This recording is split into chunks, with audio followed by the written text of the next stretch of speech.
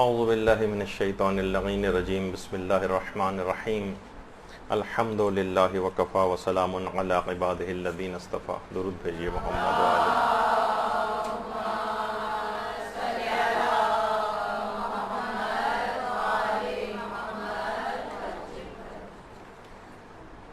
کیونکہ آج سے اگلی اتوار تک جتنے دن گزر جائیں گے اسی میں ولادت امام زمانہ علیہ الصلوۃ والسلام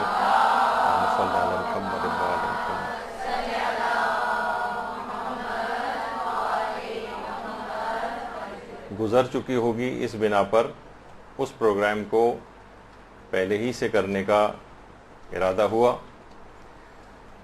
تو سب سے پہلے تو ولادت باسعادت امام زمانہ علیہ الصلوۃ والسلام کی پیشگی مبارکباد قبول فرمائیں.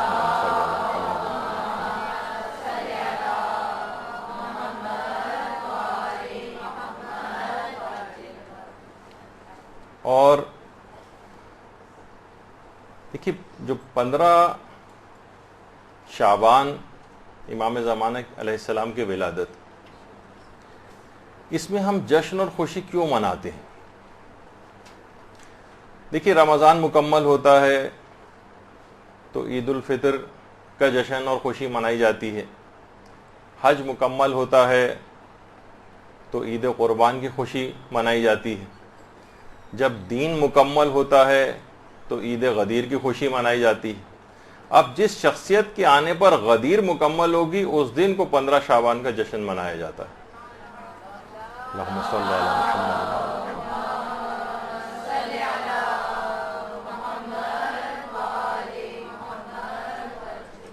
اب دیکھیے خوشی اگر اس وجہ سے منا رہے ہیں کہ امام زمانہ علیہ السلام جب تشریف لے آئیں گے تو ہماری ساری حاجات کو پورا کر دیں گے، وہ جب تشریف لے آئیں گے تو ہماری ساری دعائیں مقبول ہو جائیں گی، سارے دنیاوی کام ہو جائیں گے، یہ بھی ٹھیک ہے. لیکن در محضر آیت اللہ بہجت، اس میں آقا بہجت کے جو فرمودات ہیں اس متعلق، وہ فرماتے ہیں کہ امام زمانہ علیہ السلام کو ایسے افراد پسند ہیں جو خدا کی راہ میں ان کے ظہور کے منتظر ہوں، نہ کہ اپنی حاجات کو قبول کروانے کے لیے. اللہ کی راہ میں کہ وہ آئیں گے تو ایک الہی حکومت کا قیام کریں گے اور دین الہی کا نفاذ کریں گے، اسلام کا اس دنیا کے اندر بول بالا ہوگا.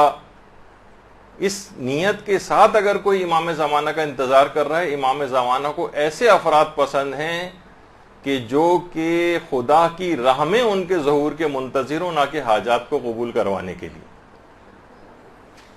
اچھا، لوگوں کی نیتیں عام طور پر ہم دیکھتے ہیں کہ واقعی سب اپنی حاجات کے لیے امام زمانہ کو چاہتے ہیں. ہر شخص اپنے اپنے مسائل کے گرداب میں پھنسا ہوا ہے. جن کی شادیاں نہیں ہوئیں وہ شادیوں کے انتظار میں ہیں، جو شادی شدہ ہیں وہ طلاقیں لینے کی فکر میں ہیں، جو بچے ہیں وہ بڑے ہونے کی آرزو میں ہیں، اور جو بڑے ہو گئے ہیں اور بوڑھے ہو گئے ہیں وہ بچپن میں لوٹنے کی فکر میں ہیں. جو بے روزگار ہیں وہ روزگار کے سلسلے میں فکر مند ہیں. غریب جو ہیں وہ امیر بننے کے آرزو مند ہیں. امیر جو ہیں وہ فرصت اور آرام ملنے کی تمنا میں ہیں. عام شخص جو ہیں وہ مشہور ہونا چاہتے ہیں. مشہور لوگ لوگوں سے چھپتے پھر رہے ہیں. بہویں ساسوں کے ساتھ لڑ رہی ہیں، ساسیں بہوؤں کے ساتھ مصروف ہیں. ہر شخص اپنے مسائل کے گرداب میں پھنسا ہوا ہے. کسی کے پاس اتنی فرصت نہیں ہے کہ اپنے زمانے کے امام کو یاد کرے، اپنے زمانے کے حجت خدا کے متعلق کچھ سوچے، اس کے کچھ الہی مشن کا خیال کرے، اس کا ساتھی بننے کی فکر کرے. وہ ہر وقت امام زمانہ علیہ السلام ہماری فکر میں غرق ہیں اور کبھی ہم سے غافل نہیں ہوتے. ہم مستقل غافل ہیں. لیکن یہ بھی سب افراد کی حالت ایسی نہیں. کتنے ہی افراد ایسے ہیں جو ہمارے لیے مشعل راہ ہونے چاہیے. ایسے افراد اب بھی موجود ہیں جو روزانہ امام زمانہ علیہ السلام کو سلام کرتے ہیں اور ان سے جواب سلام پاتے ہیں. آج بھی اللہم صلی علی محمد وآل محمد روزانہ کی عادت بنائیے کہ امام زمانہ علیہ السلام کو روزانہ سلام کرنا ہے، کیونکہ جواب سلام ضرور آتا ہے، خواہ آپ کو سنائی دے یا سنائی نہ دے. باقاعدہ جو کتاب زمزم عرفان کے نام سے آقا رے شاہری نے لکھی اور آیت اللہ بہجت کے تمام حالات اس کے اندر جمع کیے ہیں، اس میں آیت اللہ بہجت فرماتے ہیں کہ ایک تاجر تھے جو مشہد میں قیام پذیر تھے، اور وہ جو تھے آیت اللہ حسین قمی کے بڑے قریب تھے. اچھا، جس جگہ وہ رہائش پذیر تھے مشہد میں، وہاں ان کے کمرے کی کھڑکی سے روضہ امام رضا علیہ السلام نظر آتا تھا. اللہم صلی علی محمد.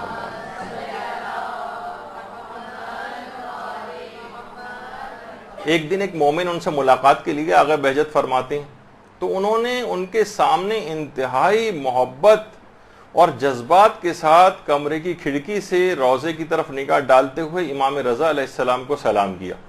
السلام علیکہ یا علی ابن موسیٰ الرضا. وہ مومن حیران رہ گیا کہ اسی وقت ایک جواب سلام سنا گیا. حیرت سے وہ مومن مخاطب ہوا کہ ارے آپ نے سنا، میں نے ابھی ابھی سلام کا جواب سنا ہے. اس تاجر نے کہا میں ہمیشہ سلام کا جواب سنتا ہوں، یہ بزرگ شخصیات ہمیشہ سلام کا جواب دیتی ہیں، البتہ کچھ افراد ایسے ہوتے ہیں کہ جن میں اس کو سننے کی استعداد اور صلاحیت ہوتی ہے اور وہ سن لیتے ہیں، اور بعض افراد سن نہیں پاتے. بالکل ایسے ہی ہمارے امام زمانہ علیہ السلام ہیں، ان کو روز یاد کریں، ان کو روز سلام کریں. انشاءاللہ جب ان کی طرف سے جواب سلام آئے گا، یعنی جواباً سلامتی آپ کے لیے آئے گی، تو زندگی کے سارے مسائل حل ہوتے چلے جائیں گے.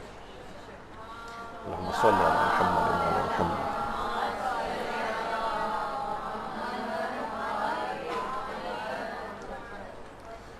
اچھا، اب دیکھیے، ہر وقت کوشش کریں کہ ایسے طریقہ کار کے اوپر عمل کریں جس سے ہمیشہ امام زمانہ علیہ السلام یاد رہیں.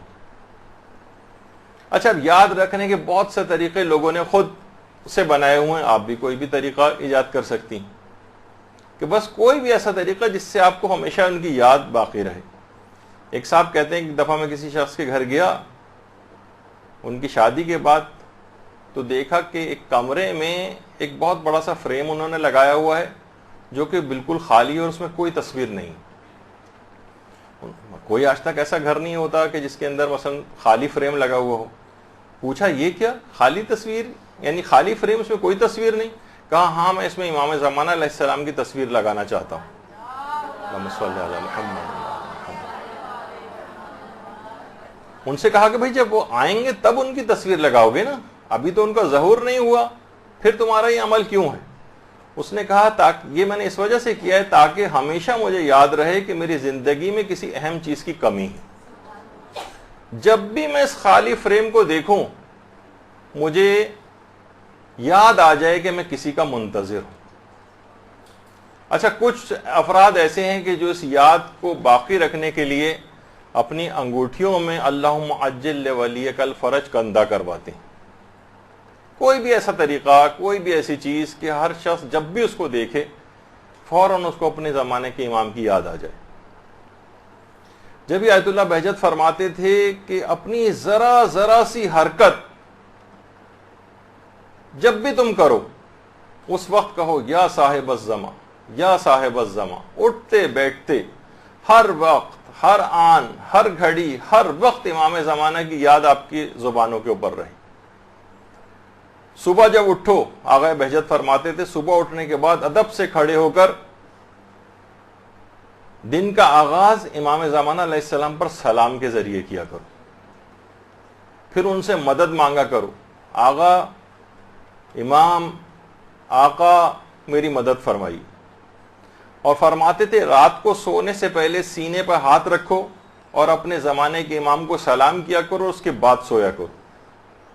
اس طرح شب و روز اپنے اس محبوب حقیقی کی یاد میں بسر کیا کرو. اگر تم نے ایسا کیا، بہت اہم جملہ آقا بہجت نے فرمایا، اگر تم نے ایسا کیا، جیسے کہ انہوں نے ابھی بتایا کہ صبح اٹھنے کے بعد ادب سے کھڑے ہو کر دن کا آغاز امام زمانہ پہ سلام سے کرو، ان سے مدد مانگو، رات کو سونے سے پہلے سینے پہ ہاتھ رکھ کے امام زمانہ کو سلام کر کے سو، اس طرح شب و روز اپنے اس محبوب حقیقی کی یاد میں بسر کرو۔ یاد رکھو اگر تم نے ایسا کیا تو جان لو کہ تمہاری زندگی میں شیطان کے لیے کوئی جگہ باقی نہیں رہے گی۔ جو ہر وقت اپنے زمانے کی امام کی اس طرح سے یاد میں کھویا رہے، ایسی برکتیں اور ایسی شیل اس کے اطراف میں آ جائے گی کہ شیطان کو اس کی زندگی میں قدم جمانے کا کہیں موقع نہیں مل سکے گا۔ یا صاحب الزمان، اچھا دیکھیں کہ امام کو صاحب الزمان یا صاحب الزمان کیوں کہتے ہیں؟ دیکھیں ہر شخص پر سن و سال کا تو اثر ہوتا ہے، کوئی شخص بچہ ہوتا ہے، پھر جوان ہوتا ہے، پھر بوڑھا ہوتا ہے، پھر مزید بوڑھا ہوتا ہے۔ آیت اللہ وحید خراسانی نے بڑی عجیب بات اس میں بتائی، کہا کہ دیکھیے امام مہدی امام زمانہ ہے، یعنی پورے زمانے کے امام ہیں، فقط اہل زمانہ کے امام نہیں ہیں، وہ زمانے کے امام ہیں۔ اس لیے کہ جو شخص خود زمانے کا امام ہو اس کو یہ زمانہ کیسے بوڑھا کر سکتا ہے؟ اہل زمانہ کے امام نہیں ہیں، زمانے کے امام ہیں، تو جو خود زمانے کا امام ہو اس کے اوپر یہ سن و سال اثر نہیں کرتے، اس پر یہ ٹائم وغیرہ جو ہے وہ اپنا اثر انداز نہیں ہوتا ہے، اسی بنا پر ان کو صاحب الزما کہا جاتا ہے۔ افق حوضہ کے نام سے ایک ہفت روزہ میں نکلتا ہے، اس میں باقاعدہ آیت اللہ بہجت سے، اگرچہ آیت اللہ بہجت بہت واضح طور پر نہیں کہتے تھے کہ میری امام زمانہ سے براہ راست کوئی ملاقات ہوئی، اشاروں کرایوں میں البتہ کہتے تھے یہ بات، کہتے تھے میں نے 40 مرتبہ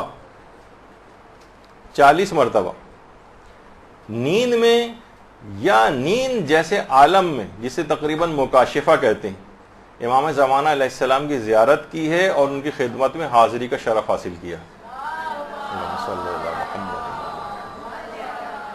40 مرتبہ، اور فرماتے ہیں کہ 2 مرتبہ میں نے حضرت حجت کو ان کی اصل عمر میں دیکھا ہے، یعنی 1000 سال سے زائد عمر میں۔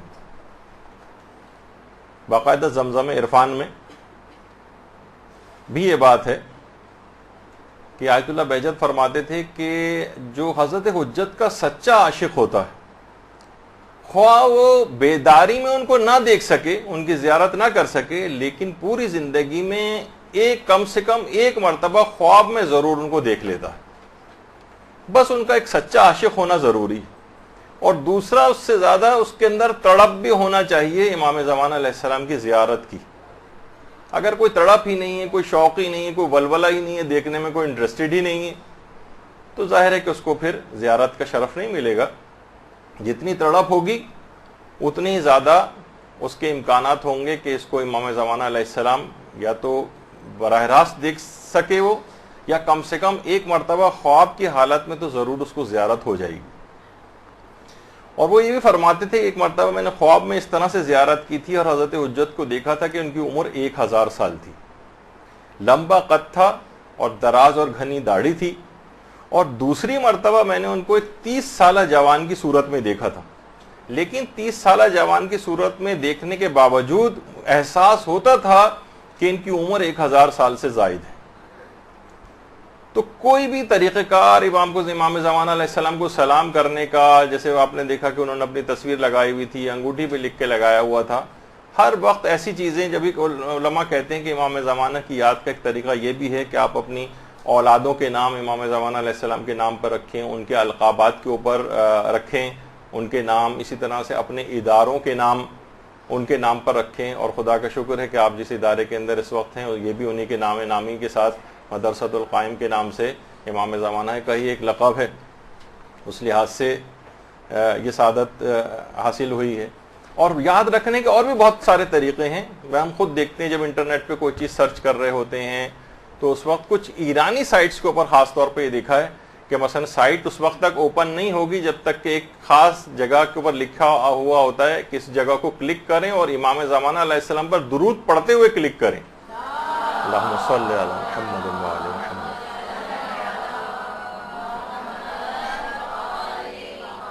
اس کے بعد وہ سائٹ اوپن ہوتی, اس کے بعد وہ سائٹ کھلتی, اور کون ایسا ہوگا جو اس چیز کو پڑھے گا اور مومن ہوگا اور وہ درود اس وقت نہ پڑھے, تو اس کو کلک کرتے ہوئے درود پڑھتا ہے اور اس کے بعد وہ سائٹ کھل جاتی, پھر جہاں اسے چاہے وہ چلا جائے.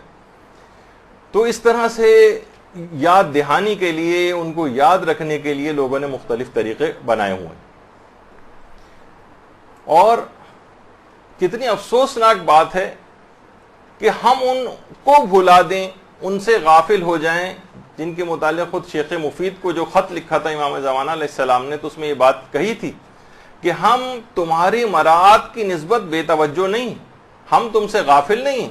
یعنی دوسرے الفاظ میں کہا جائے کہ یہ بے توجہی جو ہے یہ ہماری طرف سے نہیں, یہ بے توجہی تمہاری طرف سے, ورنہ ہم کبھی تمہاری یاد سے غافل نہیں ہوتے.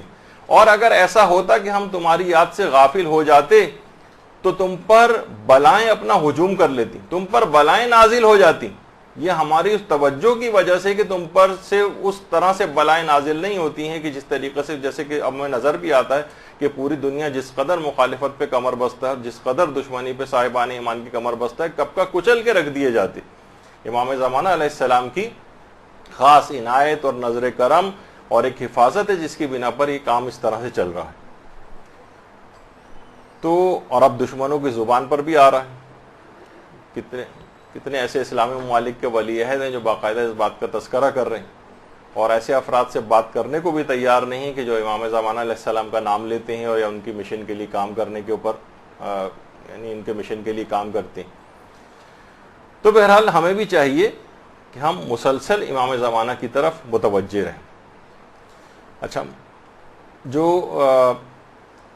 جب کبھی ایسا موقع پیش آ جائے, ایک تو صرف ایک کہ جسمانی حفاظت آپ نے سنی, علمی طور پر بھی رہنمائی کے لیے ظاہر ہے کہ طالبات ہیں اور ہر شخص کو ایک دینی طالب علم کے طور پر تو ہونا ہی چاہیے. کبھی ایسی مشکلات میں علم کے لحاظ سے کوئی رہنمائی درکار ہو تو علماء کی بھی سیرت میں رہی ہے یہ بات کہ وہ بھی رہنمائی ان سے حاصل کرتے ہیں. تو باقاعدہ مجلہ نور علم کے نام سے جو اس کا چوتھا شمارہ ہے, اس میں آقا ناصر باقری, یہ بھی ایک اسکالر ہیں, انہوں نے حوزہ علمیہ کے استاد ایک آیت اللہ شیخ محسن حرم پناہی, ان کے متعلق یہ بات لکھی ہے کہ ابتدا ہی سے علم دین کا بہت شوق تھا. جب عالم دین نہیں ہوئے تھے اور ابھی تعلیم حاصل کرنے جانا چاہتے تھے, اتنا شوق تھا, اپنے والد سے بار بار کہتے تھے کہ بابا جان مجھے علم دین حاصل کرنے کے لیے مدرسے جانے کی اجازت دے دیں. والد ان کے بہت مخالف تھے, کہتے تھے دیکھو اگر ایسا تم کرو گے دینی طالب علموں کا کوئی پرسان حال نہیں ہوتا ہے, کوئی ان کے اخراجات نہیں اٹھاتا ہے, قسمہ پرسی کی زندگی ساری زندگی گزارنی پڑے گی, اتنا بے حال رہنا پڑے گا, کوئی تمہاری مدد کو نہیں آئے گا, اور مجھ سے بھی تم ایک پیسے کی توقع نہ رکھنا. اگر تم اس طور پر میری نافرمانی کرتے ہوئے اگر جاؤ گے تو میری طرف سے ایک پیسہ نہیں ملے گا. کہا کہ بابا مجھے منظور ہے آپ مجھے ایک پیسہ نہ دیں لیکن مجھے جانے کی اجازت دے دیں. بالآخر ان کے والد نے اجازت دے دی. یہ اصفہان آئے آیت اللہ شیخ محسن حرم پناہی, اور مدرسے میں اس زمانے میں داخلہ لے لیا. اتنی سردی ہوتی تھی, نہ کمرے میں کوئی ہیٹر تھا, حتیٰ کہ کوئی بستر اور وہ تک نہیں تھا کہ کوئی چادر سی زمین کے اوپر بچھائی جا سکے. اسی ٹھنڈے فرش کے اوپر لیٹ کر ہی اپنی راتیں بسر کرتے تھے اور تعلیم دین حاصل کرتے تھے. انتہائی سختی میں اس زمانے میں گزارا کیا جاتا تھا مدارس کے اندر. اور آج تو ہم 10 اے سی بھی لگے ہوتے ہیں اور اس کے بعد بھی کوئی پڑھنے کو تیار نہیں ہوتا ہے. تو والد, ایک دن کیا ہوا, والد نے ایسی سرپرائز وزٹ کیا ان کے مدرسے کہ دیکھو ذرا میرے بیٹے کی حالت ہے, پیسہ تو میں بھیجتا نہیں ہوں اس کو, کوئی کیسے گزارا کر رہا ہے. تو دیکھا کہ واقعتاً زمین کے اوپر بیٹھے ہوئے ہیں, نہ کوئی چادر ہے نہ کچھ ہے, اسی کے اوپر ٹھنڈی زمین کے اوپر بیٹھ کے پڑھتے ہیں. کہا بیٹا میں کہتا نہیں تھا تم کو کہ دیکھو علم دین حاصل کرنا, دینی طالب علم نہ بننا کبھی بھی, ورنہ یہ بھوک افلاس اور محرومیت کی تمہارے دامن گیر رہے گی اور کوئی پرسان حال نہیں ہوگا, کوئی تمہاری مدد نہ کرے گا. والد ڈانٹ ڈپٹ کے چلے گئے، یہ سخت متاثر ہوئے اور بے ساختہ رو کر اپنے زمانے کے امام کو پکارا، کہا کہ مولا امام زمانہ علیہ السلام میری مدد فرمائیے تاکہ یہ نہ کہا جا سکے کہ تمہارا کوئی مولا نہیں، ان دینی طالب علموں کا کوئی مولا نہیں۔ کہہ رہے ہیں ابھی چند، خود آیت اللہ شیخ محسن حرم پناہی کہتے ہیں چند منٹ نہیں گزرے تھے کہ دروازے کے اوپر دستک ہوئی، یہ دروازے پر گئے تو دیکھا کہ نورانی شخصیت دروازے پر کھڑی ہوئی ہے، اللہم صلی علی محمد و علی محمد۔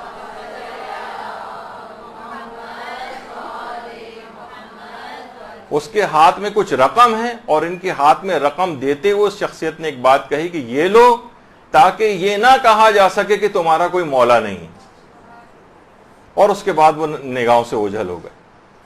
تو ہر لحاظ سے مدد، طالب علموں کے لحاظ سے مدد، علمی لحاظ سے بھی مدد کی، اب بہت ساری مثالیں سنیں گے، بس انسان کو تڑپ ہونی چاہیے، ان کی یاد ہونی چاہیے، کس طرح سے تڑپ کر اپنے زمانے کے امام کو پکارا، اور اس کے بعد آیت اللہ شیخ محسن حرم پناہی نے اس کا نتیجہ دیکھا کہ امام کیسے۔ تو یہ جو افراد ہیں اتنا یاد کریں اپنے زمانے کے امام کو، جو کہ تقاضا ہے، جس اعتبار سے غفلت ہے۔ یقین کیجئے کہ لوگ صرف ایک زبانی کلامی کے طور پر، کیونکہ زیارات کے اندر رائج ہو گئے تو اس وجہ سے کچھ موقعوں پر ان کا نام لے لیتے ہیں، یا جشن وشن کے کچھ پروگراموں میں ان کا نام آ جاتا ہے، ورنہ اصلاً ان کی یاد سے دل خالی ہو چکے ہیں۔ آیت اللہ شیخ ابراہیم صاحب الزمانی تبریزی ان کا نام تھا۔ یہ کئی برس تک سامرہ میں خود مقام امام زمانہ علیہ السلام جو ہے یہ وہاں پر رہائش پذیر تھے۔ اس قدر امام زمانہ علیہ السلام کو یاد کرتے تھے، اس قدر یاد کرتے تھے، ہر آن ہر گھڑی ہر وقت اٹھتے بیٹھتے چلتے پھرتے کھاتے پیتے باتیں کرتے ہوئے لوگوں سے درمیان میں، کہ ان کا نام ہی پڑ گیا تھا صاحب الزمانی، لقب اسی نام سے یاد کیے جاتے تھے۔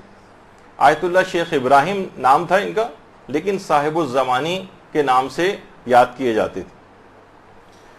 تو اس طرح سے ایک یاد امام زمانہ علیہ السلام کی دیوانہ وار لوگوں کے اندر ہو، تاکہ دیگر لوگ بھی متوجہ ہوں۔ جتنا امام کا نام لیا جائے گا اتنا غافل افراد ان کی طرف متوجہ ہوں گے، ورنہ آپ نام نہیں لیں گے، ان کا تذکرہ نہیں کریں گے، لوگ بھی اپنے زمانے زندگیاں گزر رہی ہیں، عیش و عشرت، مال دولت لوگوں کے پاس زیادہ آ گیا ہے، وسائل پورے ہو گئے ہیں، اتنی زیادہ مشکلات زندگیوں کے اندر بظاہر نظر نہیں آ رہی ہیں، تو امام زمانہ کی ایک لحاظ سے لگتا ایسا ہے کہ ضرورت نہیں ہے کوئی، ان کے بغیر بھی گزارا ہو رہا ہے معاذ اللہ۔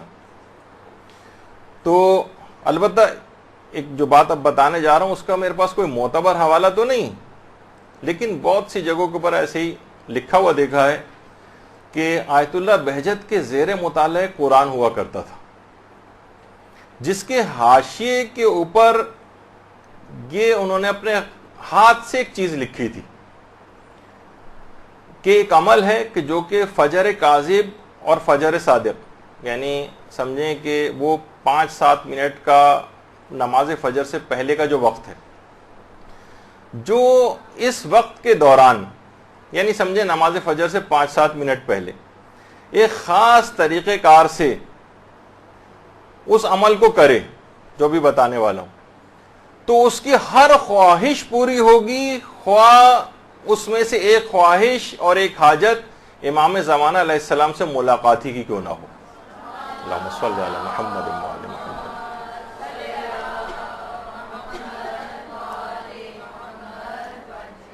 آیت اللہ بہجت نے اپنے ہاتھ سے قرآن کے حاشیے پہ وہ عمل لکھا ہوا تھا یاد دہانی کے لیے، اور وہ یہ تھا کہ 14 مرتبہ درود پڑھا جائے،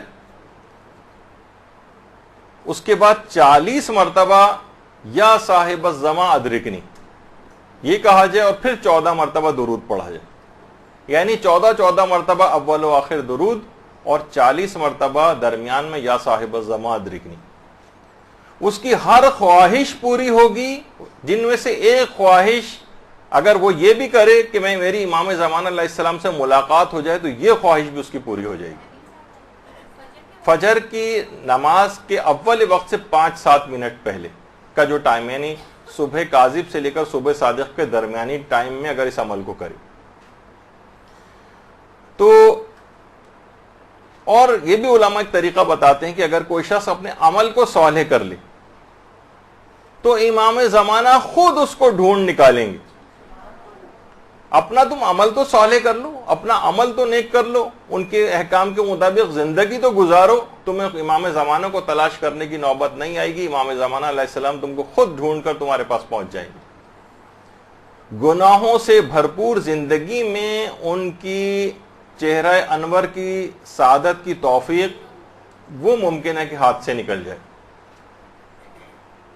آیت اللہ بہجت نے جو 700 نقطے کی ان کی جو کتاب آئی ہے در محضر آیت اللہ بہجت اور کئی والیوم کے اندر, اس کے دوسرا جو والیوم ہے اس میں یہ سوال ان سے پوچھا گیا کہ اتنی بڑی تعداد ہے لوگوں کی جو کہ بظاہر لگتا ہے کہ امام زمانہ علیہ السلام کی بہت مشتاق بھی ہے اور وہ ظہور کی منتظر بھی ہے, پھر بھی امام کیوں نہیں ظہور کر رہے ہیں؟ بھائی یہ مشتاق بھی ہیں, یہ چاہتے بھی کہ آپ ظہور کر لیں, اتنی بڑی تعداد ہے تو پھر کیوں ظہور نہیں ہوتا ہے؟ تو آیت اللہ بہجت نے فرمایا ہو سکتا ہے کہ 40 کروڑ افراد بھی ان کے نام لیوا ہوں لیکن تب بھی امام ظہور نہ کریں, کیونکہ اگر وہ آ بھی گئے, دیکھیے یہ جملہ ہے جو کہ لوگوں کے اصلاح کے لیے انہوں نے کہا ہے, اگر وہ آ بھی گئے تو ان کے ساتھ وہی سلوک کیا جائے گا جو ان کے پاک اور طاہر اجداد کے ساتھ کیا گیا. خدا سے دعا کرو کہ تمہارا شمار امام زمانہ علیہ السلام کو تیر مارنے والوں میں نہ ہو.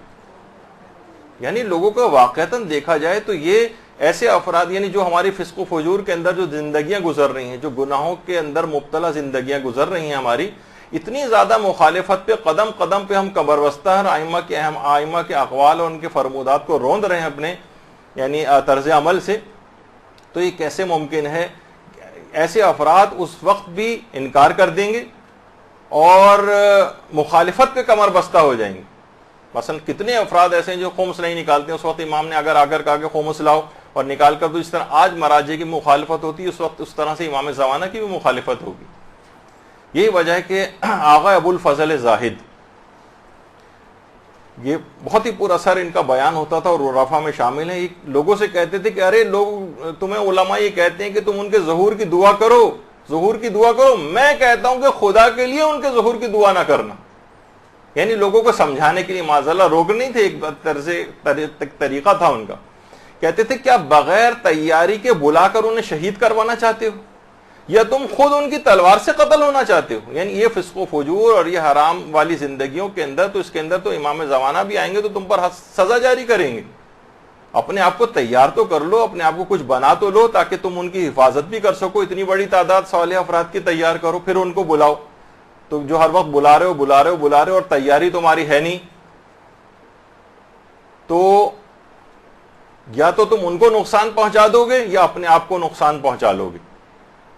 تو لہٰذا پہلے مکمل تیاری کرو اور اس کے بعد پھر کہنا کہ الاجل کہ امام تشریف لائیے. صرف قصیدے وغیرہ پڑھنے سے اس چیز کا پیٹ نہیں بھرے گا کہ آپ نے وہ ریکوائرمنٹ پوری کر لی ہے, اس کے لیے عمل کو بہتر بنانا پڑے گا. تو آیت اللہ بہجت سے ایک سوال یہ بھی کیا گیا کہ کیا کوئی گناہگار شخص امام زمانہ علیہ السلام کی زیارت کر سکتا ہے؟ چلے ہم بڑے گناہگار ہیں, بڑے فاسق و فاجر ہیں, لیکن پھر بھی دل میں ایک تڑپ, ایک محبت, ایک زیارت کا شوق تو پایا جاتا ہے نا. تو آیت اللہ بہجت نے پھر دیکھیے وہی متوجہ کیا, کہا کہ زیارت کا کیا ہے؟ اپنے زمانے کے امام کو تو شمر بھی دیکھ رہا تھا, شمر نہیں دیکھ رہا تھا, وہ زیارت نہیں کر رہا تھا امام کی. تو دیکھ کر تمہیں کیا کرنا ہے جب تک کہ امام زمانہ تم سے راضی نہ ہو جائے. یہ کیسے ممکن ہے کہ ان کے ارشادات, ان کی شریعت اور ان کے بتائے ہوئے احکامات کو تم مسلسل نظر انداز کرو اور اس کی مسلسل مخالفت کرو, اور جب وہ آ جائیں اور ظہور کر لیں تو اچانک سے تم ایک بٹن جس طریقے سے دب جائے تو تم تابعدار بن جاؤ گے؟ ایسا نہیں ہوگا. جو آج ان کی تابعداری کر رہا ہے وہ ان کے ظہور کے بعد بھی ان کا تابعدار ہوگا, اور جو آج ان کی نافرمانی پہ کمر بستہ ہے وہ ان کے ظہور کے بعد بھی ان کی نافرمانی پہ کمر بستہ ہوگا. اور اس لحاظ سے دیکھا جائے تو علماء فرماتے ہیں کہ ذمہ داریوں کے اعتبار سے ظہور اور غیبت میں کوئی فرق نہیں. یہ تو نہیں ہوگا کہ ٹھیک ہے امام عمل اس وقت صحیح اپنا کر لیں گے جب امام زمانہ ظہور کریں گے.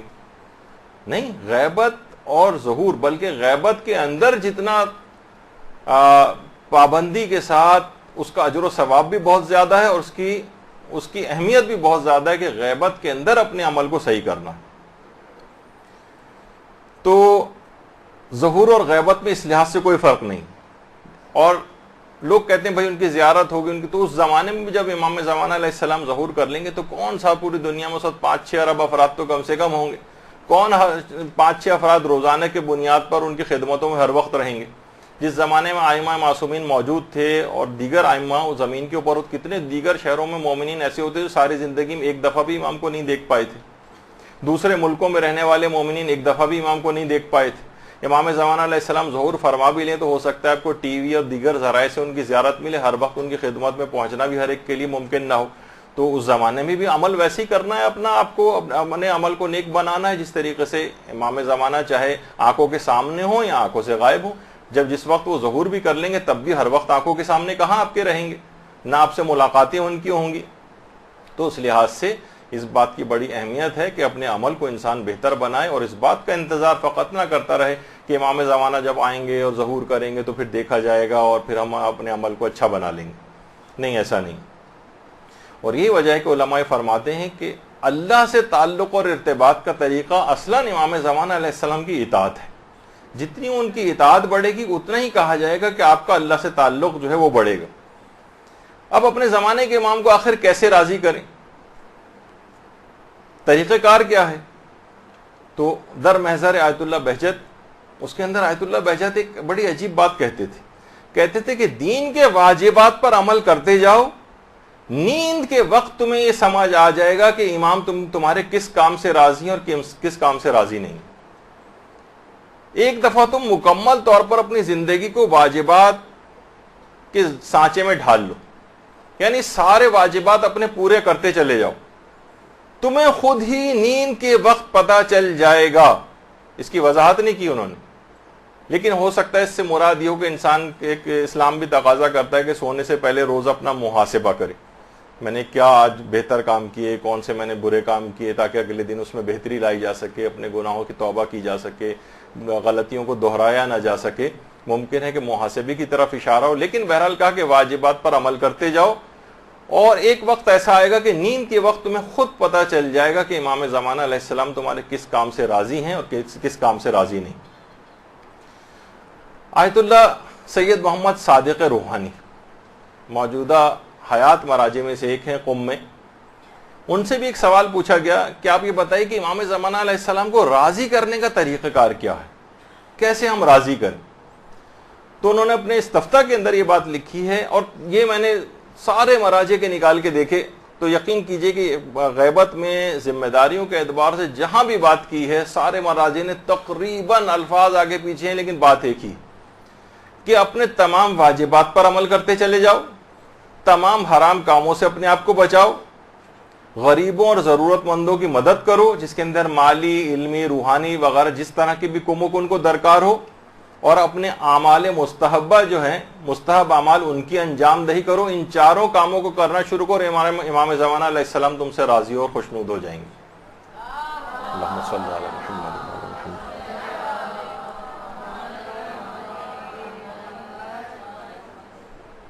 اور یہی آیت اللہ صادق روحانی، ان سے ایک دفعہ یہی پوچھا گیا کہ امام زمانہ علیہ السلام کے سب سے زیادہ قریب ہونے کی راہ کیا ہے، کون سے ایسے اعمال انجام دیں کہ ہم امام زمانہ علیہ السلام سے قریب ہوتے چلے جائیں. ان میں کچھ اعمال کا تذکرہ انہوں نے کیا. کہا کہ ایک تو روزانہ امام زمانہ علیہ السلام کی کوئی سی بھی زیارت پڑھیں. امام زمانہ کی بہت ساری زیارات ہیں، وہ آپ مفاتی کے اندر نکال کر بھی دیکھ سکتی ہیں. آپ نکالیں کسی بھی طرح سے کوئی سی بھی زیارت، بہت ساری زیارات ہیں. روز امام زمانہ علیہ السلام کی کوئی نہ کوئی زیارت، چاہے وہ مختصر ترین زیارت ہی کیوں نہ ہو. السلام علیکہ یا صاحب العصر والزمان اتنا بھی کہہ دیں تو یہ بھی مختصر ترین زیارت ہو جائے گی. ایک تو یہ روزانہ پڑھیں، اس سے آپ امام زمانہ علیہ السلام کے قریب سے قریب تر ہوتی چلی جائیں گی. اور دوسرا یہ کہ قنوت میں دعائے فرج پڑھیں. اچھا، دعائے فرج کے نام سے دو دعائیں ہیں عام طور پر نظر آتی ہیں. ایک تو الہی عظم البلاء والی دعا ہے، اس کو بھی کچھ لوگ کہتے ہیں، اور ایک جو دعائے سلامتی ہے امام زمانہ علیہ السلام ہے، اللہم کن لولیک الحجت والی. تو کوئی سی بھی ان میں سے دعا جو امام زمانہ علیہ السلام کے لیے دعا شمار ہو. یا تو یہ والی دعا جو کہ سب کو یاد ہی ہے، اس کو قنوت کے اندر روزانہ پڑھنا. جو روزانہ قنوت میں اس کو کم سے کم روزانہ کیا تو کوشش کریں ہر نماز کے قنوت میں یہ پہلے پڑھ لیں، اس کے بعد کوئی سی بھی اور قنوت کی دعا پڑھیں.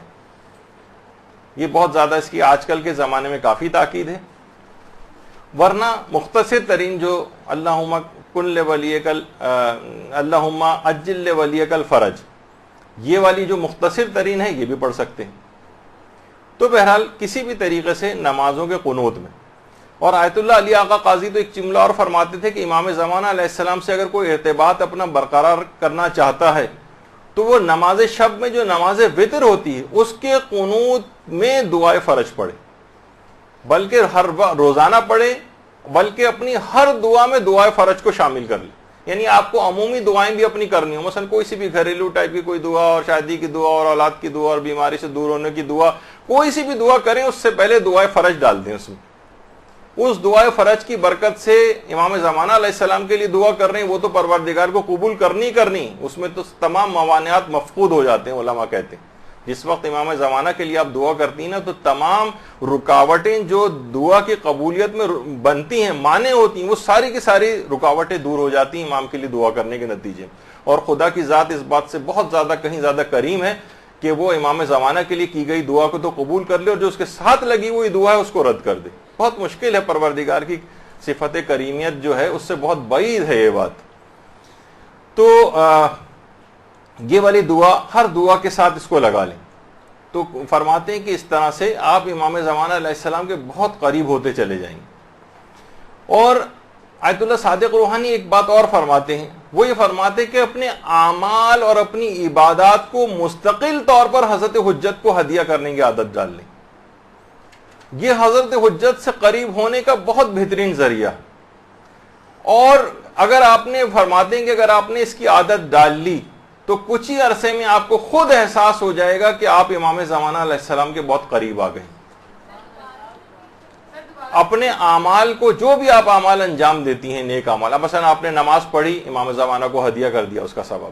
آپ نے روزہ رکھا، چاہے واجب روزہ رکھا چاہے مستحب روزہ رکھا، امام زمانہ علیہ السلام کو ہدیہ کر دیا. اور نیت یہ رکھیں کہ مثلا یہ جو میں ہدیہ کر رہے ہوں گے امام زمانہ علیہ السلام، یا اس میں 4 معصومین کو بھی آپ ایڈ کر لیں، شہداء کربلا کو بھی ایڈ کر لیں، اور کہیں کہ نیت دل میں یہ ہو کہ میں ان کو ثواب ہدیہ کر رہی ہوں، اور ان کو ہدیہ کرنے کا بھی جو ثواب ہے، یعنی یہ جو ثواب ہدیہ ان کو کیا، اس میں ان کی بارگاہ سے جو ثواب اور فائدے مجھے ملیں گے وہ میں اس کو تمام کائنات کے شیعوں کے اوپر، اپنے مرحوم رشتہ داروں پر، سب کے اوپر میں اس کو تقسیم کرتی ہوں. اللہم صلی علی محمد.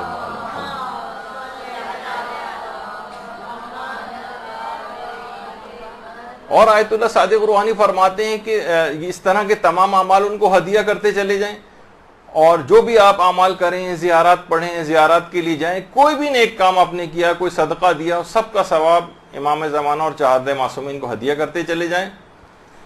اور خاص طور پر تلاوت قرآن کا ثواب حضرت حجت کو ضرور ہدیہ کریں. خود فرماتے ہیں آیت اللہ صادق روحانی کہ میں روزانہ، اپنے فتوے کے اندر انہوں نے بات لکھی کہ میں روزانہ حضرت معصومہ قم سلام اللہ علیہ، درود بھیجیے محمد صلی اللہ علیہ وسلم،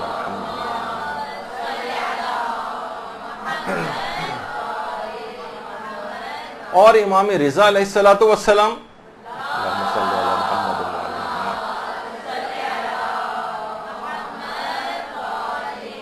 میں روزانہ ان کی نیابت میں زیارت عاشورہ پڑھتا ہوں، اور روزانہ وقت سحر فجر کی نماز سے پہلے میں تمام معصومین کی نیابت میں کچھ تلاوت قرآن کر کے ان کو ہدیہ کرتا ہوں. قرآن کو اور امام زمانہ علیہ السلام کا بہت ہی قریبی تعلق ہے. یہی وجہ ہے کہ امام زمانہ علیہ السلام کا ایک لقب شریک القرآن بھی ہے. جب بھی آپ زیارت میں بھی کہتی ہیں نا السلام علیکہ یا شریک القرآن. اور دیکھیے قرآن بھی کتاب ہدایت ہے، امام زمانہ خود عین ہدایت ہے. قرآن ہر چیز کو آشکار کرنے والا ہے، اور امام زمانہ علیہ السلام بھی جب آئیں گے تو ہر چیز کو آشکار کر دیں گے. بہت ساری مماثلت امام زمانہ علیہ السلام اور قرآن مجید میں. تو تلاوت قرآن امام زمانہ علیہ السلام کو ہدیہ کریں. اور دیکھیے آپ خود سوچیں کہ ہم جب کسی کو ہدیہ کرتے ہیں نا تو خود مثلا آپ اپنے کسی مرحوم رشتہ دار کو ہدیہ کریں، تو خود اس ہدیہ کرنے کے بعد بہت سے لوگ یہ سمجھتے ہیں کہ شاید ہمارا ثواب ختم ہو جاتا ہے ہدیہ کرنے سے اور اس کے پاس چلا جاتا ہے. آپ کا ثواب دگنا ہو جاتا ہے, بلکہ 10 گنا ہو جاتا ہے, بلکہ نہ جانے کتنے گنا ہو جاتا ہے دوسروں کو ہدیہ کرنے سے. تو علماء فرماتے ہیں سوچیے کہ جب آپ عام شخص کو جب ہدیہ کر رہے ہیں ثواب, اس کے اجر و ثواب کی کوئی انتہا نہیں, تو امام زمانہ علیہ السلام کو اگر ہدیہ کریں اس کی تو کوئی تصور میں نہیں لا سکتا کہ کتنا اس کو جو ہے اس کا ثواب ملے گا.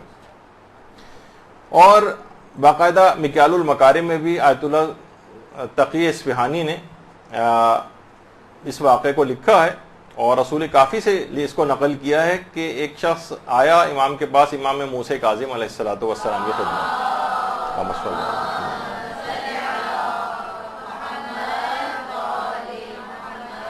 کہا کہ مولا میں ہر ایک پورا قرآن ختم کر کے ایک معصوم کے نام ہدیہ کرتا ہوں, 14 معصومین کے لیے 14 قرآن, تو اس کا کیا ثواب ہے؟ امام نے فرمایا تم قیامت میں ان ہستیوں کے ساتھ رہو گے. کہنے لگا مولا حیران رہ گیا, اتنا زیادہ ثواب. اگر تصور میں لے کر آئیں کہ افضل ترین ہستیوں کے ساتھ کسی کو جنت میں رہائش نصیب ہو جائے, ہر وقت وہ ان کے پڑوس میں رہیں. کہا کہ مولا اتنا زیادہ ثواب؟ امام موسیٰ کاظم علیہ السلام نے روایت میں 3 مرتبہ فرمایا ہاں ہاں ہاں ان کے ساتھ تم جو ہے جنت میں رہو گے. تو جب یہ علماء فرماتے ہیں کہ روزانہ کی بنیاد پر تلاوت قرآن کچھ نہ کچھ جو بھی آپ سے ہو سکے, شعبان میں تو ویسے بھی بہت زیادہ تلاوت قرآن کی تاکید ہے, دستور العمل وغیرہ کے اندر علماء نے بتایا, بہت سے علماء تو ایک پارہ روزانہ کم سے کم صرف شعبان کے مہینے میں ہی ریکمینڈ کرتے ہیں کہ پڑھنا چاہیے, اور رمضان میں تو لوگ ماشاءاللہ سے ویسا قرآن ختم کرتے ہی ہیں. تو اس طرح سے امام زمانہ علیہ السلام کی خدمت.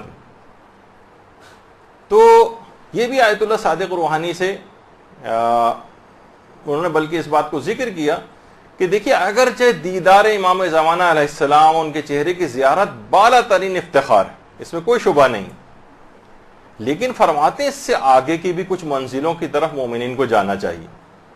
مثلا امام کی رضایت حاصل کرنے کی کوشش کرنا, مثلا امام علیہ السلام کی دعائیں لینے کی کوشش کرنا, ایسے اعمال انجام دے کہ امام آپ کو دعا دیں. امام زمانہ علیہ السلام کے الطاف اور عنایات کو حاصل کرنے کی کوشش کرنا, اس کی فکر کرنی چاہیے. اور فرماتے ہیں اس کے لیے لازمی شرط ہے کہ انسان اپنے نفس کو پاکیزہ بنائے, اخلاق حسنہ سے اپنے آپ کو آراستہ کرے, اس کے بغیر اس راہ کو حاصل کرنا بہت مشکل ہے. تو اچھا, پھر ایک سوال آیت اللہ صادق روحانی سے پھر پوچھا گیا کہ آخر یہ کیا اب تک 313 کا عدد پورا نہیں ہوا؟ بہت سے لوگ کہتے ہیں بھائی ہمارا تو اس عمل اس قابل ہے نہیں کہ ہم 313 میں شامل ہو سکیں. تو اتنے 1000 سال سے زائد گزر گئے ہیں, اتنے علماء مجتہدین مراجع آئے ہیں, فوراً لوگ اس چیز کو ان کے خلاف بھی پیش کرتے ہیں کہ اب تک یہ 313 کا عدد پورا نہیں ہوا ہے. تو انہوں نے جواب میں فرمایا کہ ہاں. پھر ان سے ایک اور بھی سوال یہ ہوا کہ اگر بالفرض 313 کا عدد پورا ہو بھی جائے تو یہ کیا کافی ہوں گے کہ پوری دنیا کے مخالفین سے یہ 313 افراد سے جنگ کریں؟ تو آیت اللہ صادق روحانی نے اس کا جواب دیا کہ دیکھیں یہ لوگوں کی غلط فہمی کہ امام زمانہ علیہ السلام کے بس صرف 313 ہی اصحاب ہوں گے. فرمایا یہ اولین گروہ کی طرف اشارہ ہے, جو امام کی صرف پہلی آواز کے اوپر جو افراد پہنچیں گے وہ انتہائی خاص الخاص افراد ہوں گے, وہ اولین گروہ ہے, اور اس کے بعد روزانہ کی بنیاد پر اس میں بتدریج اضافہ ہوتا چلا جائے گا. تو آپ کو کوشش کرنی چاہیے کہ چلیں, آپ کو یہ ہے نا کہ پہلے دن والے جو پہنچنے والے 313 افراد ہیں ان میں اگر آپ کا شمار نہیں ہو رہا ہے تو اس کے اگلے دن والے میں شمار ہو جائیے, اس سے پرسوں والے اگلے جو دن آئے گا اس میں شمار ہو جائیے, اس کے ایک ہفتے بعد والے میں شمار ہو جائیے. یہ مسلسل بڑھتا چلا جائے گا. 313 افراد تو وہ جرنیل ہیں جو امام زمانہ کی فوج کے کلاس سے سپہ سالار ہیں, اس میں اگر کوئی شخص شامل نہیں ہو سکے تو کوئی بات نہیں, امام زمانہ کو اس کے بعد اور بھی بہت سارے افراد کی ضرورت پیش آئی, آپ اس میں شامل ہو جائیے. لیکن یہ اولین گروہ کا تذکرہ ہے, فقط یہ نہیں کہ منحصر ہو گیا یہ عدد یہ کچھ خاص الخاص افراد کے لیے, لیکن عام افراد ان کی فوج وہ بے شمار ہوگی, اس کے اندر شامل ہوا جائے گا. دیکھیے لوگ وہی جیسے اس سے پہلے بات ہو رہی تھی کہ وہ سوچتے ہیں کہ جب امام زمانہ علیہ السلام آئیں گے تو ٹھیک ہے، اس وقت ہم عمل صالح اور نیک بن جائیں گے۔ اعمال صالحہ کے ساتھ انتظار کرنے کا فائدہ ہے، اور اگر اعمال صالحہ کا انتظار کرتے ہوئے کوشش کریں کہ اس دنیا سے رخصت ہو، انتظار کریں نیک بننے کے ساتھ۔ تفسیر برہان کے اندر باقاعدہ، جو کہ بحار الانوار کی 36ویں جلد میں بھی یہ روایت موجود ہے، تفسیر برہان میں بھی، کہ ہمارے چھٹے امام امام جعفر صادق علیہ الصلوۃ والسلام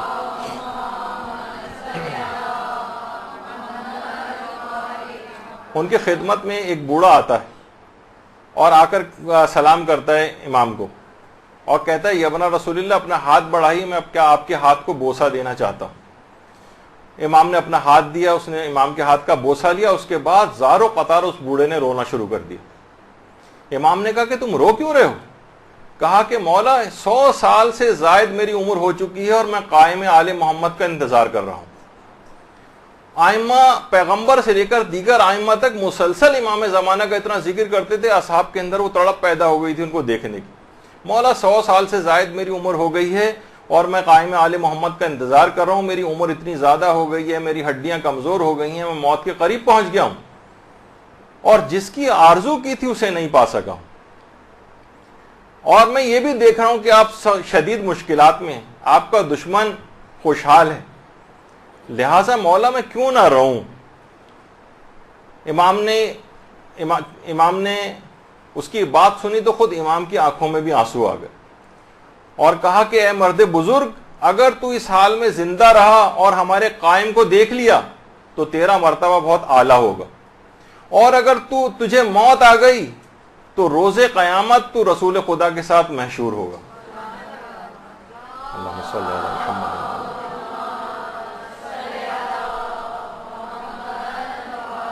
لہذا اپنے سنن و فرائض، اپنے وظیفہ شرعی کے مطابق عمل کر کے اس دنیا سے جائیں۔ اگر امام زمانہ علیہ السلام نے خدا کے اذن سے ظہور کیا تو انشاءاللہ ان کا دیدار نصیب ہوگا، ورنہ قیامت میں رسول اللہ کی ہمراہی نصیب ہوگی، اور انشاءاللہ ان کی ظہور کے بعد رجت میں مومنین کو اٹھایا بھی جائے گا ان کی مدد کے لیے۔ اچھا دیکھیے، اگر ہم بے عمل ہوں اور ہمیں کوئی راہ نہ مل رہی ہو، بے عمل ہوں اور کوئی راہ نہ مل رہی ہو، اور بار بار گناہوں میں مبتلا ہو جاتے ہیں، تو اس کے لیے بھی امام زمانہ علیہ السلام ہی کو پکارے، وہ آپ کی ہر چیز کی اصلاح کر دیں گے۔ باقاعدہ نجم الثاقب علامہ طبرسی کی جو ہے کہ شیخ مفید نے ایک مرتبہ علمی اشتباہ کیا تھا اور امام نے آ کر اس کو کریکٹ کیا تھا، اصلاح کی تھی ان کی۔ مجالس المومنین میں قاضی نور اللہ شستری نے لکھا ہے کہ علامہ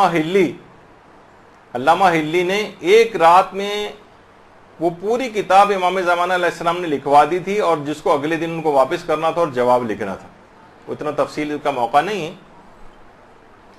اور یعنی امام زمانہ اس طرح سے مدد کے لیے فوراً ہر مومن کی مدد کے لیے ہر وقت تیار ہے۔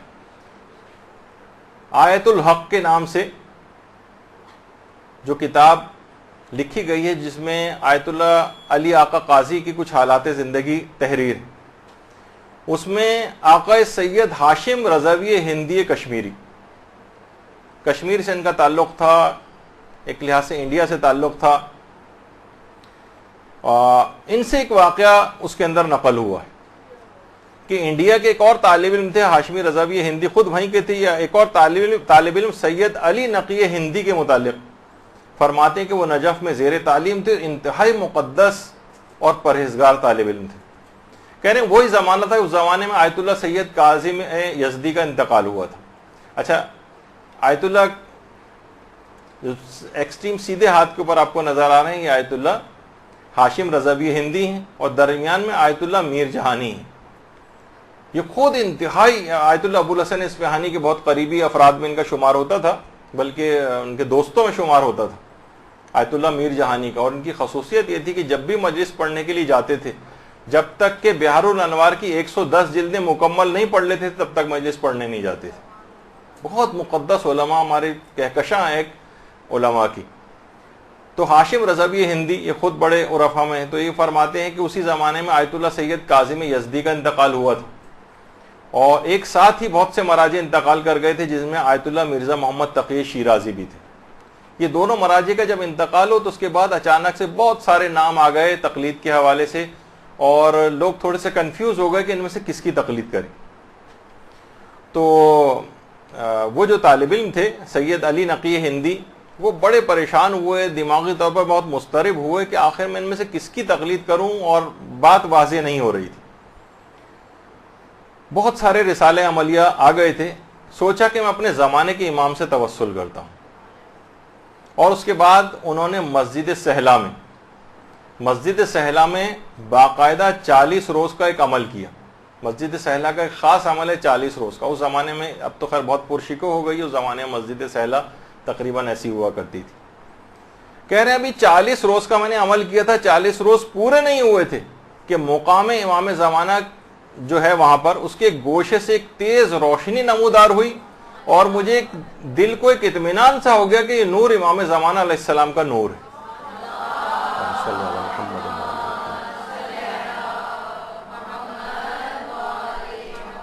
اس نورانی شخصیت نے مجھ سے کہا، اور ایک مسجد سہلا کے ہی ایک گوشے میں بیٹھی ہوئی شخصیت کی طرف اشارہ کیا کہ اس سید کی تقلید میں چلے جاؤ۔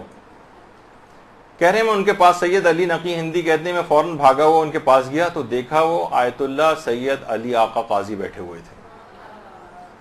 اچھا، کہہ رہے ہیں کہ ان کے دل میں خیال، اچھا طالب علموں کی بہت سی اقسام ہے، اتنی جلدی بہت سی چیزوں کا اعتبار نہیں کرتے۔ کہا کہ یہ ٹھیک ہے، میرے لیے تو یہ سید کا یہ تعارف ہو گیا ہے، لیکن جب تک یہ خود آ کر مجھ سے یہ نہ کہیں تب تک میں یقین نہیں کروں گا، مجھے اطمینان نہیں ہوگا، مجھے مزید اطمینان چاہیے۔ دیکھیے جیسے حضرت ابراہیم نے کہا تھا کہ نہیں مجھے مزید اطمینان چاہیے، یہ ایسا نہیں تھا کہ وہ ان کو اطمینان نہیں تھا، لیکن بہت ساری اس کی وجوہات ہوتی ہیں بعض اوقات۔ اب انہوں نے فوراً مسجد سہلا سے عبادت کے لیے اور عمل کے لیے مسجد کوفہ کا رخ کیا، سید علی نقی ہندی، اور اس زمانے میں مسجد کوفہ، اور وہاں جا کر اعتکاف میں بیٹھ گئے، اور کہا کہ جب تک حضرت حجت کی طرف سے واضح طور پر علی آقا قاضی مجھے خود آ کر نہیں کہیں گے تب تک میں ان کی تقلید میں نہیں جاؤں گا، اور جب تک میں اعتکاف میں مسلسل بیٹھا رہوں گا۔ دیکھیے ایسی تڑپ بھی ہونی چاہیے، ایسا حوصلہ بھی ہونا چاہیے۔ ہم جیسا اگر ہو تو 5-7 دن ہی گزریں گے تو اس کے بعد گھر کی یاد ستانے لگے گی، اور اس کے بعد فوراً اعتکاف توڑ کے ہی نہ آ جائے کہیں وہاں سے، تو یقیناً پھر وہ ہمیں وہ چیزیں بھی حاصل نہیں ہوتی۔ تو کہہ رہے ہیں کہ ابھی میں اعتکاف میں بیٹھا تھا، ابھی چند دن ہی گزرے تھے، اچانک سے ایک روز کسی نے مجھے پیچھے سے نام لے کے پکارا، علی نقی ہندی۔ میں نے مڑ کر دیکھا تو وہ آیت اللہ مرزا سید علی آقا قاضی تھے، اور آیت اللہ علی آقا قاضی خود تشریف لے آئے تھے، اور کہا، میرے پاس آئے اور کان میں آ کے کہا جتنے مسائل فقہ مجھ سے پوچھنے پوچھ لو، میں تم کو اپنا فتویٰ بتاؤں گا۔ میں نے ان سے جتنے بھی مسائل تھے جو ضروری میرے دماغ میں تھے وہ پوچھے۔ اس کے بعد آیت اللہ علی آقا قاضی میرے کان میں کہہ کے چلے گئے کہ ان مسائل کے اوپر عمل کرو، لیکن خبردار اس واقعے کی اطلاع کسی اور کو مت دینا۔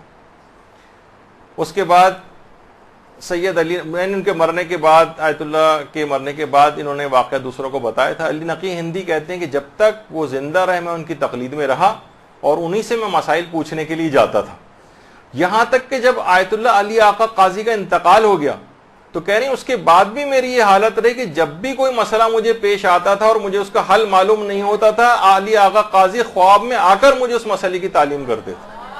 اللہم صلی علی محمد۔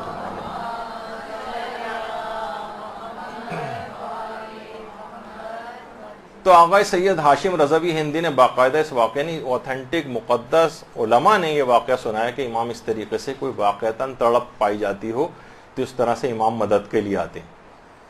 اچھا، علمی مدد درکار ہو امام علمی مدد کرتے ہیں، معاشی مدد درکار ہو معاشی مدد کرتے ہیں، بس تڑپ ایسی ہونی چاہیے۔ جب بھی زمزم عرفان میں آیت اللہ بہجت نے یہ جملہ نقل کیا ہے کہ نجف میں سید حسن مدرس بڑے علماء میں ان کا شمار ہوتا تھا۔ سید حسن مدرس اس قدر تنگ دستی کا شکار رہتے تھے، واقعتاً ہمیں دیکھنا چاہیے کہ علماء نے آج تک ہم ان کا بیٹھ کے اتنے سالوں بعد تذکرہ کر رہے ہیں ان کی انہی خصوصیات کی بنا پر عیش و عشرت میں جو افراد مبتلا ہیں ان کا نسین منسیہ ایسے کتنے ہزاروں لاکھوں لوگ گزر چکے ہوں گے جن کا کوئی ذکر اور تذکرہ نہیں. حسن مدرس اس قدر تنگ دستی کے عالم میں تھے کہ بیوی بچوں کو پورے دن میں ایک وقت بھی پیٹ بھر کے کھانا نصیب نہیں ہوتا تھا, اتنی تنگ دستی تھی. انہوں نے امام زمانہ علیہ السلام کو 40 روز تک عریضہ لکھا. اچھا یہاں ایک اور بات میں روک دوں بیچ میں, میرا ارادہ تھا اگرچہ وقت نہیں ملا, کہ آج کل ایک تحریک سی عریضے کے خلاف بھی شروع ہوئی.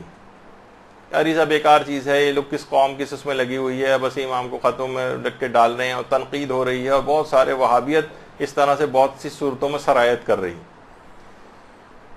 تو فرماتے ہیں 40 روز تک آغا سید حسن مدرس نے امام زمانہ کو عریضہ لکھا. کہہ رہے ہیں 40 دن ابھی گزرے نہیں تھے کہ گھر میں انہوں نے امام زمانہ کی آواز سنی. اللہم صلی علی محمد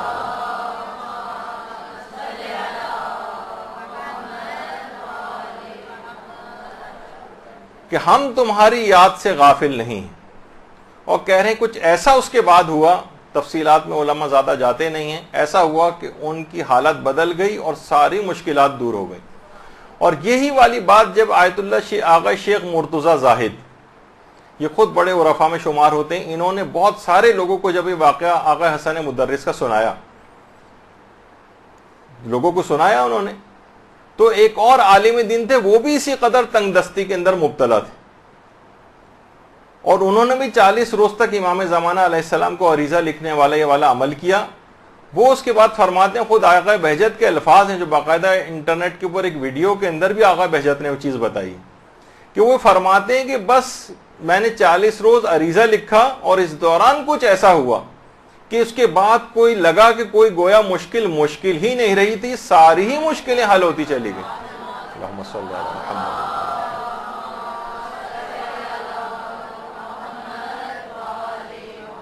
تو ان کی ہدایات کے اوپر عمل کریں, ان کی نصیحتوں کے اوپر عمل کریں, وہ ہم سے کیا چاہتے ہیں. امام نے خود بتایا, میرے پاس آج اتنا وقت بھی نہیں بچا, مسلسل تیز رفتاری کے ساتھ ٹائم نکل رہا ہے, مجھے تقریباً 40-50 چیزیں کم سے کم آج آپ کو بتانی تھی کہ یہ امام زمانہ علیہ السلام نے خود کہی ہیں کہ ان چیزوں کے اوپر عمل کرو. جتنا بھی ابھی دیکھیں وقت میں مکمل کر سکا تو کروں گا, کیونکہ اس کے فوراً بعد ایک بہت اہم لیکچر ہے جس میں امام زمانہ سے متعلق شبہات کا جواب جو ہے وہ دیے جائیں گے, تو وہ بھی آپ لوگ سنیے گا, وہ بھی بہت اہم ہے, تو مجھے اپنے وقت میں اس کو ختم کرنا ہے. تو بہرحال اپنی پوری زندگی کو اس طرح سے امام زمانہ خود ہم سے چاہتے کیا, یہ خود کچھ علماء کو بتایا, مراجع سے ملاقاتوں کے اندر بتایا, اپنی احادیث مبارکہ کے اندر بتایا, اپنی توقیات کے اندر امام نے بتایا کہ وہ ہم سے کیا چاہتے ہیں. آیت اللہ مرشی نجفی, ان کو براہ راست کچھ امام زمانہ علیہ السلام نے نصیحتیں کی, وہ ظاہر صرف ان کے لیے نہیں تھی بلکہ ان کے تھرو ہم تک اس پیغام کو پہنچایا تھا. آیت اللہ مرشی نجفی, آیت اللہ مرشی نجفی فرماتے کہ جب میں جوان تھا تو اس زمانے میں میرا ارادہ ہوا تھا کہ میں زیارت کے لیے حرم عسکرین امام علی نقی علیہ الصلوۃ والسلام اللہم صلی علی محمد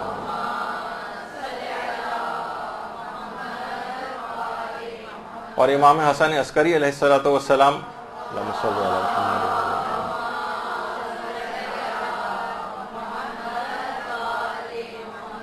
اب بھی جنہوں نے سفر کیا انہیں پتہ ہے کہ بہرحال پہلے تو حالات اور اس سے بھی زیادہ خراب تھے. اب بھی لوگ جب وہ سفر کے لیے وہاں جا رہے ہوتے ہیں, سامرہ والا دیکھتے ہیں کیسا بیابان اور ویران جگہ اس میں آتی ہیں, تو ان کے اس زمانے کے اندر تو حالات اور کیسے خراب ہوں گے. اب تو ماشاءاللہ یہ جو حرم عسکرین ہے, اب تو نئی زری بھی وہاں پر جو ہے وہ لگی ہے, اور اندر جو تو ایک درود بھیجیے محمد و آل محمد صلی اللہ علیہ وسلم.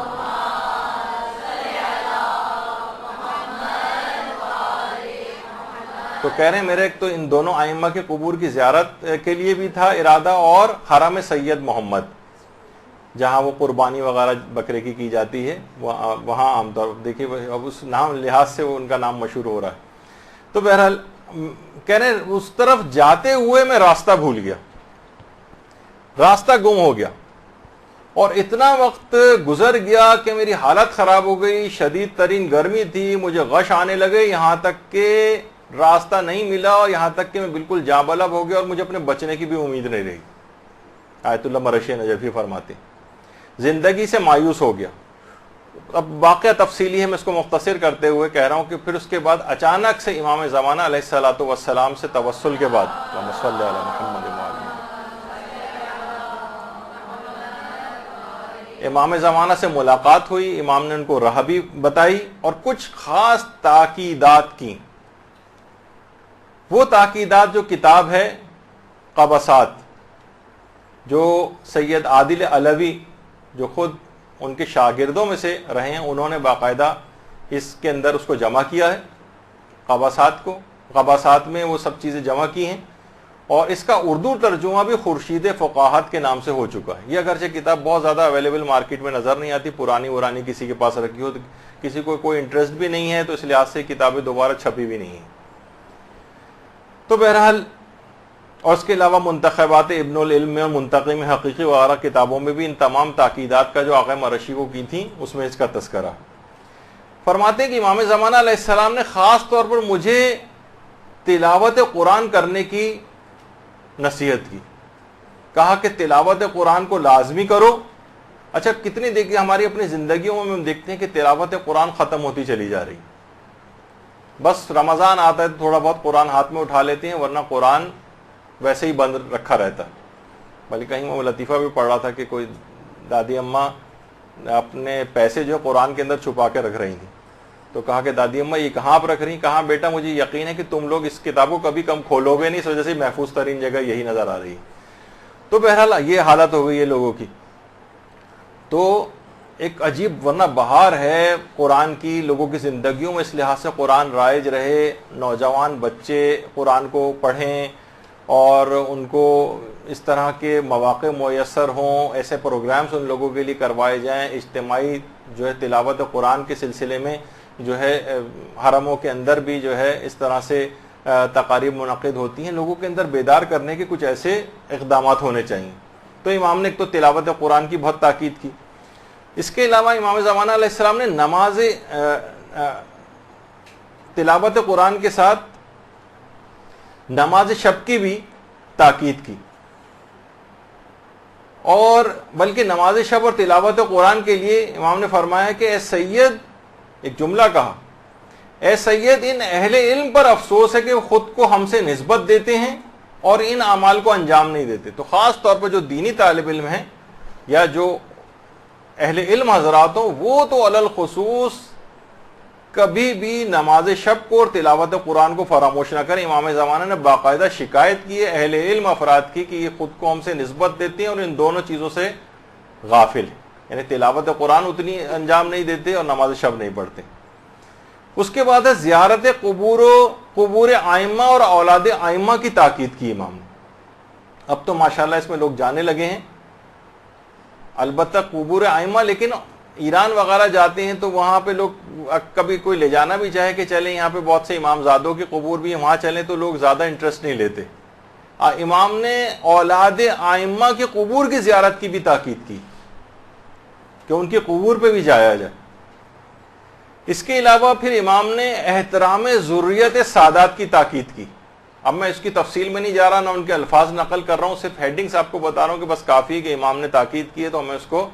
اچھا، اس میں بھی اب آج کل لوگ اس طور پر لے کے آنے لگے ہیں کہ ان کی لحاظ سے سادات کی فضیلت کا انکار، کہ بس یہ سادات دیکھیے، ٹھیک ہے یہ یقینی بات ہے کہ سادات کو بھی اپنی نسبت کا احترام کرنا چاہیے اور اپنے آپ کو حرام سے بچانا چاہیے، ان کی ذمہ داری زیادہ ہے، کیونکہ فضیلتوں کا حامل ہونا ذمہ داریوں کو کمی نہیں کرتا ہے.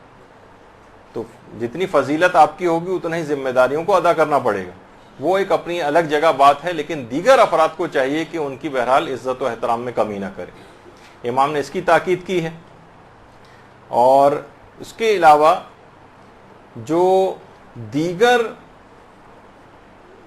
علماء کی قبور ہیں، شہداء کی قبور ہیں، صالحین کی قبور ہیں، وہاں بھی ضرور گاہے بگاہے زیارت کے لیے جائیں.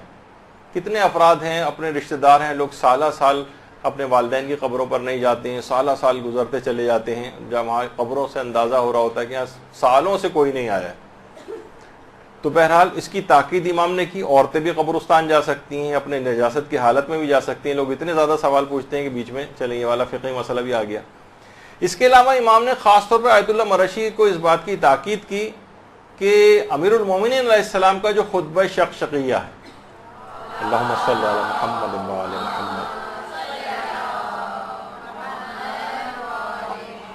حضرت امیر کے اس خطبے کو حفظ کرنے کی تاکید کی، اور ایران میں باقاعدہ اس کے پروگرامز بھی ہوتے ہیں، خطبہ شقشقیہ باقاعدہ طالب علموں کے لیے، حتیٰ کہ استادوں تک کے لیے اس کا مقابلے ہوتے ہیں کہ جو بھی کرے گا اس کو اس میں انعامات بھی لکھے ہوتے ہیں، اسے زیارت کربلا کے لیے بھیجا جائے گا، مشہد کی زیارت کے لیے بھیجا جائے گا، اور مختلف جو ہے اس طرح کے ان کو انعامات، ایک مقابلے کی ایک فضا، تاکہ لوگوں کے اندر، یہاں پہ بھی ہمارے جو مدرسے کے مسئولین ہیں، میں بہرحال ان سے یہی درخواست کروں گا کہ بچوں میں اس طرح کی چیزیں، کہ خود حضرت حجت نے باقاعدہ کہا ہے کہ خطبہ شقشقیہ جو ہے اس کا جو متن عربی والا ہے اور اس کا ترجمے کے ساتھ اس کو جو ہے حفظ کریں، تو ایک اس کی تاکید کی ہے۔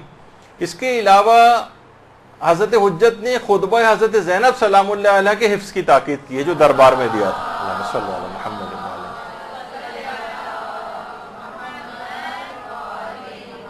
باقاعدہ مدارس میں مسئولین کو بچوں کو سلیبس میں شامل کر کے یہ چیزیں حفظ کروانی چاہیے۔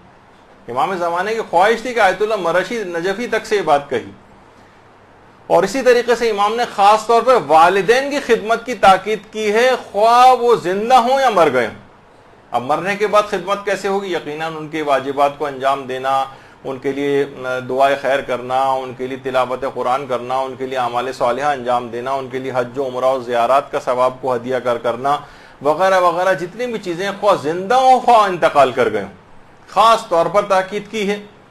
اور ایک اور چیز جس کا آج کل بڑا مذاق اڑایا جانے لگا ہے، امام زمانہ علیہ السلام نے آیت اللہ مرشی سے کہا کہ ایک عقیق جس پر 14 معصومین کے نام کندہ کیے جائیں، اس کو میت کے منہ میں رکھنے کی تاکید کی، اور الحمدللہ مدرسے کو بھی افتخار رہا ہے کہ باقاعدہ ہم نے اس میں اپنے کفن بیگ کے اندر عقیق کے اوپر باقاعدہ پرنٹنگ کروا کے ائمہ کے نام اور وہ اس میں، تاکہ مردے کے منہ میں رکھا جا سکے۔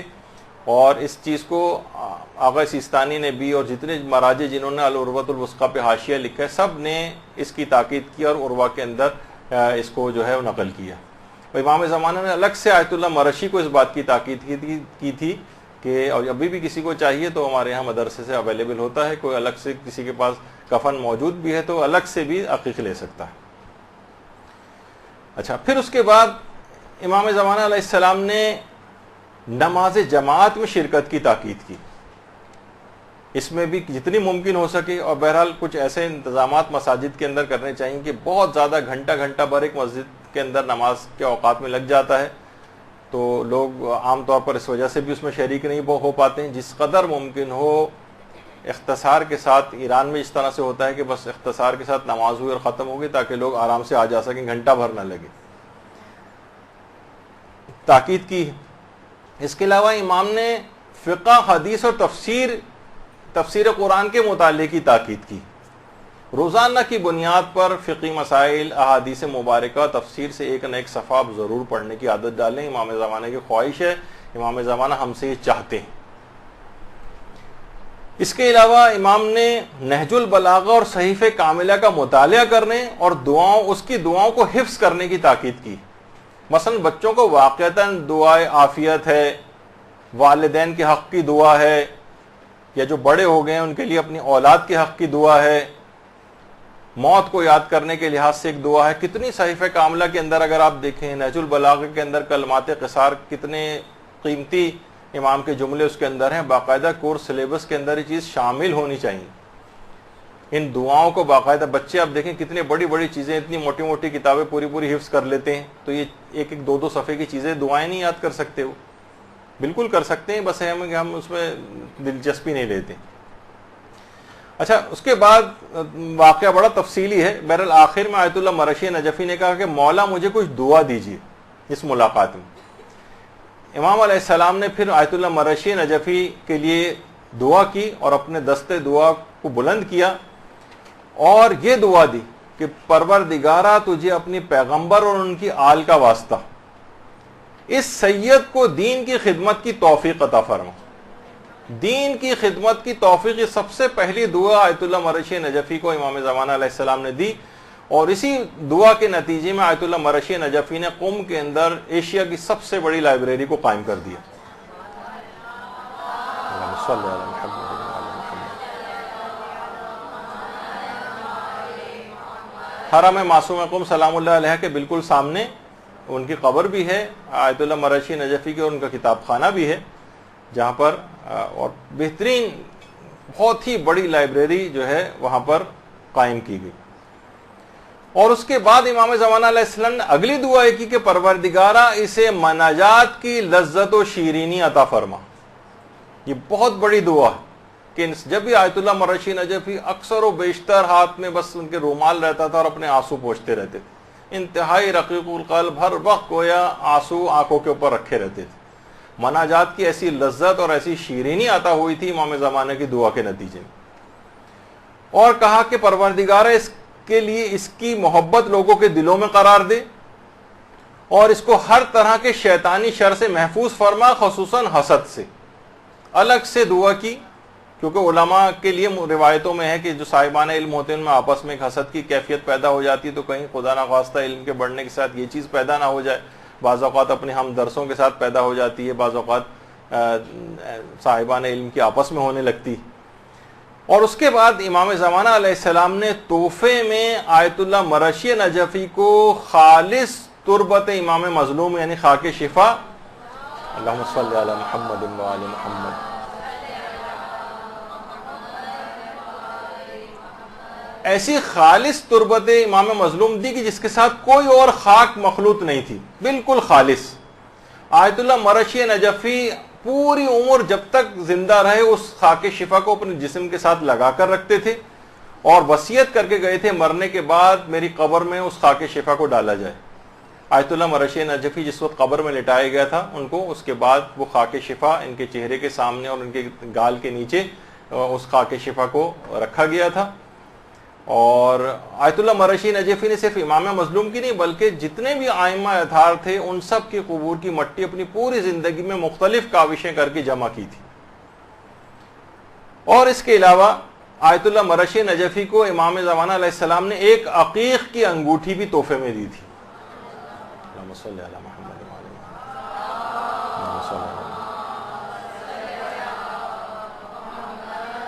آیت اللہ مرشی نجفی اس عقیق کی انگوٹھی کو بھی ہمیشہ اپنے ساتھ رکھتے تھے اور کہتے تھے میں نے اس عقیق میں بہت ہی زیادہ آثار بزرگی اور کرامات کو مشاہدہ کیا.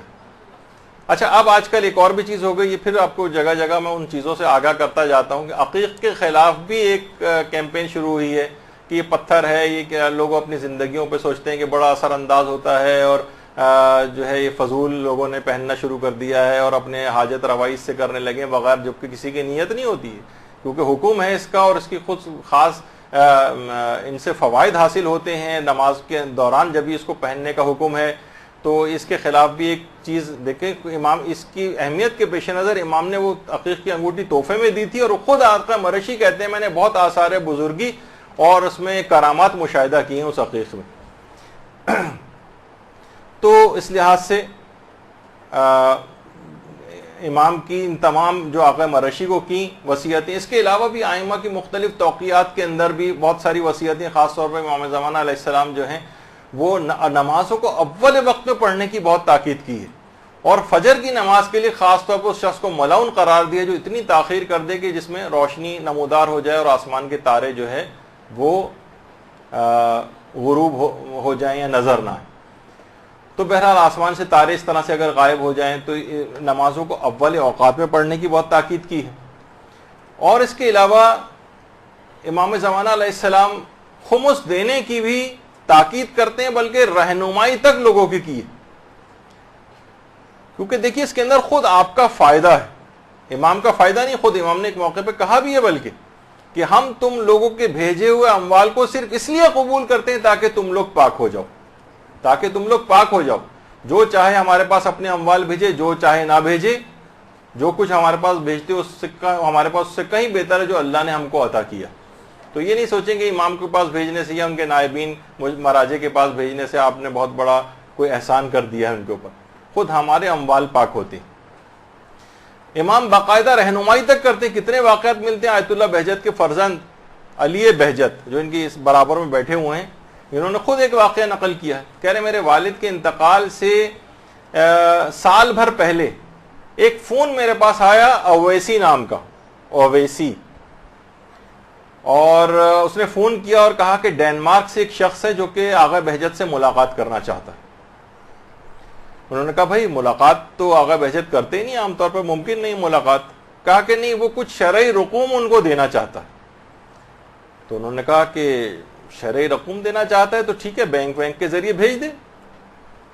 کہا کہ نہیں، وہ اپنے ہاتھ سے آغا بہجت کو دینا چاہتا ہے اور اس بات میں ایک راز ہے. بہرحال اس نے بڑا اصرار کیا. تو انہوں نے کہا بس ایک ہی چیز ممکن ہے کہ جب جمعے کی نماز کے لیے مسجد آتے ہیں آغا، تو اس وقت ان سے ملاقات کر لو اور اسی وقت اپنے ہاتھ سے دے دینا.